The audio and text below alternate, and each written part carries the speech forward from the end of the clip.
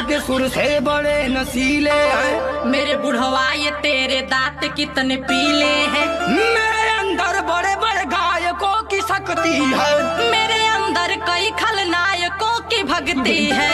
मैं हॉलीवुड में भोजपुरी गाना गाया है। मैंने चाइना के मंदिरों में भजन गाया है। अरे मेरी जान अपने जलवे तो दिखावो ना। देखो बार बार उठ के पास मेरे आओ ना। क्या करूं दिल ये दीवाना नहीं संभलता है। तुझे पता नहीं मेरा हाथ बहुत चलता है। अरे मेरी जान ये तो सबका चलता रहता है। अरे बुढ़वा तू बुढ़ौती में क्यों उछलता है। तेरे लिए जान मेरे दिल की खोली खाली है। तेरे लिए मुंह में मेरे अच्छी अच्छी गाली है। अरे मेरी जान